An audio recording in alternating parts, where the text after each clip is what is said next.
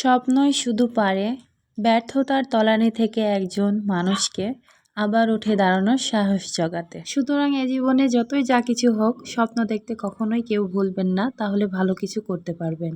আসসালামু আলাইকুম, সবাই কেমন আছেন? আমি আফসানা মিম চলে আসলাম নতুন একটি ব্লগ ভিডিও নিয়ে। আশা করছি সবার ভালো লাগবে।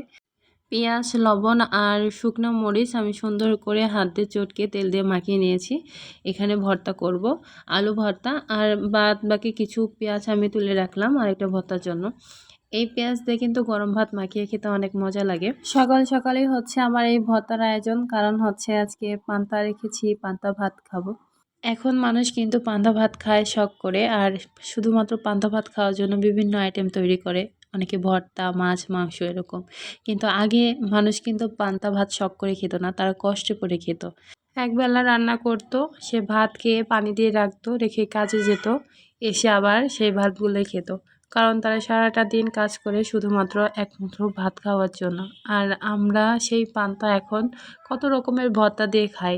এখানে একটা ডিম ভেজে নিচ্ছে আমার জন্য, ভর্তা দিয়ে পান্তার সঙ্গে খাবো।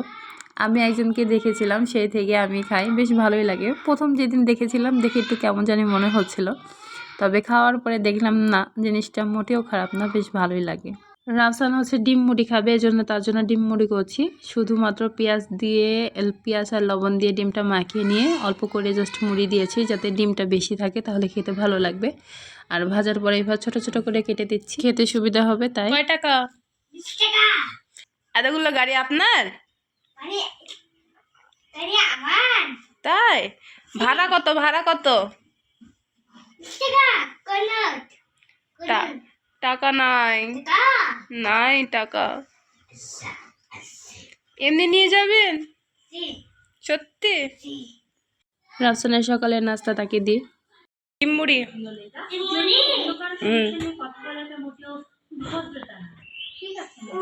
গরম, এখানে যা বসো।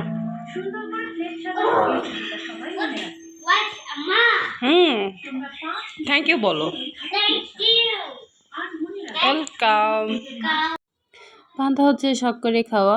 আজকে ভাবলাম যে ভাত প্রতিদিনই বাঁচে, কিন্তু ভাতগুলো দেখা যায় যে এমনি রেখে দিই, গরম করে খাই। তো ভাবলাম আজকে একটু পান্তা খাওয়া যাক, অনেক দিন হচ্ছে পান্তা খাইনি। কিন্তু আজকে ওয়েদারটা আবার হচ্ছে অতিরিক্ত গরম না, বেশ ঠান্ডাই ওয়েদার, মনে হচ্ছে বৃষ্টি হবে। করলা আর আলু ভেজে নিয়েছি, মাছ ঝোল করবে এই কারণে।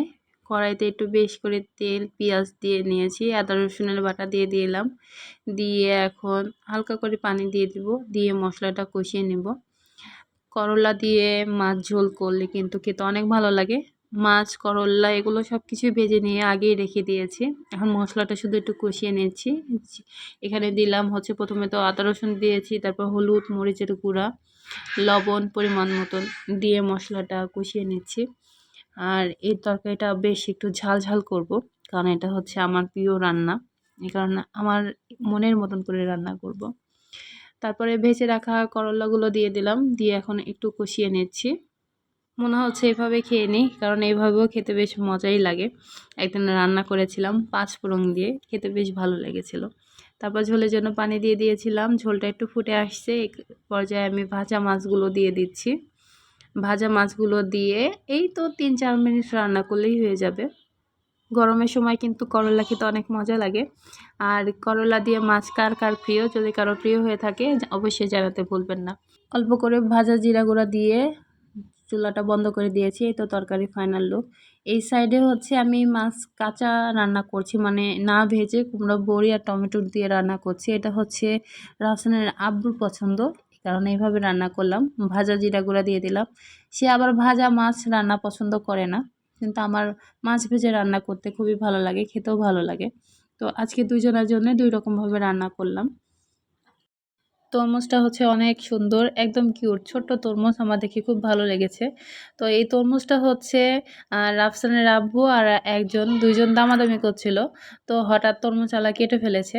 এখন যে প্রথমে দামাদামি করেছিল সে নিবে না, সে বলছে যে আমার বাসা এখন আমি যাব না, নেব না। তো রাফসানের আব্বু না পেরে নিয়েছি, কারণ না নিলে তার হচ্ছে যে লস যাবে, কারণ কাটা জিনিস অনেকে নিতে চায় না, এই জন্য নিয়ে এসেছে। বেশ ভালোই হয়েছে, কারণ আমার বাসায় তরমুজ ফুরিয়ে গিয়েছিল, কিন্তু আসলে আমার বলতে মনে নাই, কারণ আমার দেখা যায় অনেক কিছুই বলতে মনে থাকে না। আল্লাহর দেওয়া রিজিক একটা অসম্ভব একটা জিনিস, কারণ কপালে যেটা থাকবে না চাইলেও যেভাবে হোক বাসায় চলে আসবে।